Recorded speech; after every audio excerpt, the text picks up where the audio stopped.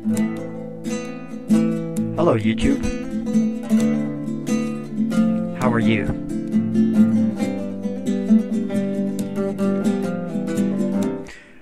This video is about BRIFFAULT'S law. BRIFFAULT'S law. The female, not the male, determines all the conditions of the animal family. Where the female can derive no benefit from association with the male, no such association takes place. Past benefit provided by the male does not provide for continued or future association.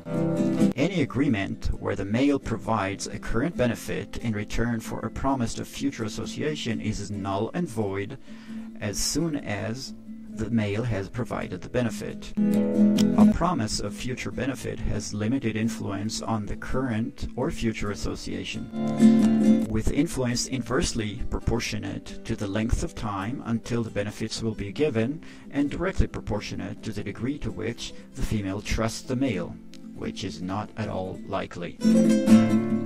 Why do women do what they do, or more precisely, how they are capable of some of the things they do after all we have done for them? I will admit to a lifelong and fruitless search for the answer to these seemingly eternal mysteries. Fruitless, that is, until now. In my research of all things on the net, I came upon a truly remarkable statement that explains much, if not all, female behavior. Freud said that no one knows what women want. That opinion remains true as far as I can tell. Like all truly great discoveries such as E=mc², what I found that explains the unified field theory of women's behavior is elegantly simple. What I found was BRIFFAULT'S law. Robert BRIFFAULT was a novelist, historian, social anthropologist, and a surgeon. He was born in Nice, France, of a French father and a Scottish mother. After the death of his father, BRIFFAULT and his Scottish-born mother immigrated to New Zealand. In May 1896, he married Anna Clark. The couple had 3 children, Lister, Muriel, and Joan, born from 1897 to 1901. BRIFFAULT received his Bachelor of Medicine and Bachelor of Surgery from the University of Dunedin in New Zealand in 1905 and commenced medical practice. After service on the Western Front during World War I, he settled in England, his wife having died. In the late 1920s, he married again to Irma Hoyt, an American writer and translator. The point of this is to state the credentials of the author and to show that this law has been there for many years. We just needed to find it. BRIFFAULT'S law. The female, not the male, determines all the conditions of the animal family. Where the female can derive no benefit from association with a male, no such association takes place. Past benefit provided by the male does not provide for continued or future association. Any agreement where the male provides a current benefit in return for a promise of future association is null and void as soon as the male has provided the benefit. A promise of future benefit has limited influence on current or future association, with influence inversely proportionate to the length of time until the benefit will be given, and directly proportionate to the degree to which the female trusts the male, which is not at all likely. No man can ever understand what is going on inside the head of any woman of any culture, including their own, no matter how much they study. We should not kid ourselves. This is where BRIFFAULT'S law is vital. All women associate with any man only so long as they derive a benefit from the association.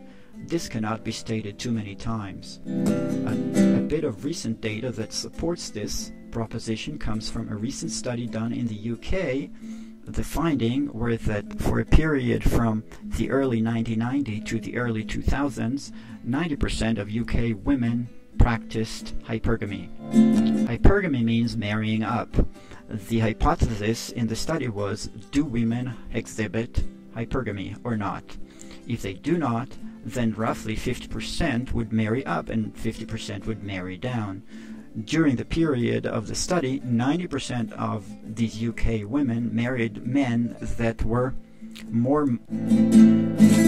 made more money than they did, or had greater wealth. The 90% marrying up rate provides ample evidence that the women exhibit hypergamy behavior. This behavior could be observed anywhere in the world and at any time in history. So let's get to the question, who is a whore? And my initial response, they all are. By BRIFFAULT'S law, if a woman is associating with you assuming you're a man, then she is doing it because she sees some benefit, either current or in the future, from that association. Guys, let's get real about this. It is past time to take off the rose-colored glasses. How does this help? If you know going in that she is there to derive a benefit, then make sure you are willing and able to provide that benefit, that you are willing and able to continue to provide that benefit, and that the cost to you of providing that benefit is worth the benefit you derive from the association. Be fully aware that when the benefit to her stops, the relationship will stop. But do not have the illusion that continuing to provide benefits to your female partner is a guarantee for a continued relationship. Many females leave their male partners as soon as they think they can get more somewhere else with another man at a different place, from the government, etc. or for the simple reason of being bored. Have no illusions. This is true in the UK, France, America, Thailand, and anywhere else.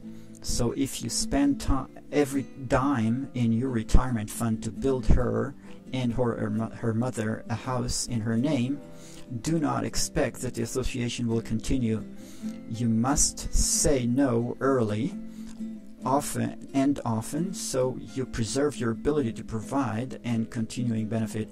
If you drain all your resources, then you get what you should expect. Keep control of your money. Only you will be responsible with it, because you had to earn it. Any man that turns over his paycheck to a woman is a fool, and I would add that giving a woman every penny you have in the world is just asking her to kick you to the curb and walk away from you. Deriving mutual benefits from a relationship is not a bad thing. Where we men lose the plot is when we expect past benefits provided to the woman to continue generating current or future association. Loyalty, honor, gratitude, and duty are male values that we men project on women, but which very few to no women actually possess. We aren't born with these values. They are drummed into us from the cradle on by society, culture, our families, and most definitely by the woman in our lives, including you, Mom. Women get different indoctrination, so they have different values. Mostly for a woman, whatever is good for her and her biological children is what is best, full stop. So do not expect that the woman in your life will be grateful and sacrifice for you.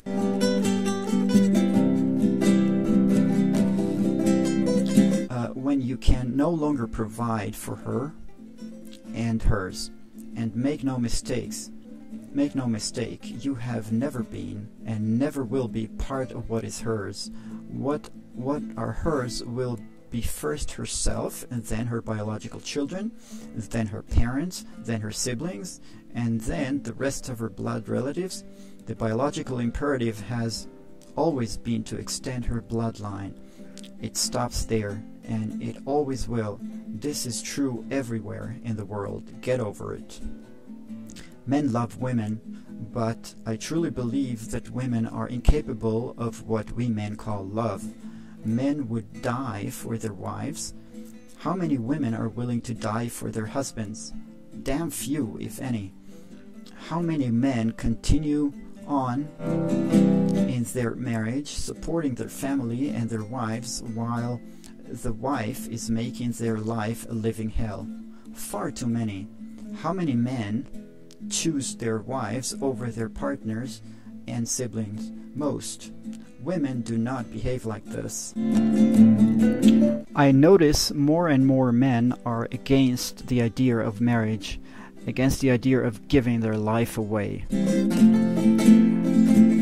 Presenting BRIFFAULT'S law is a duty I felt I owe to the readership. As a public service, we all need to take off the blinders.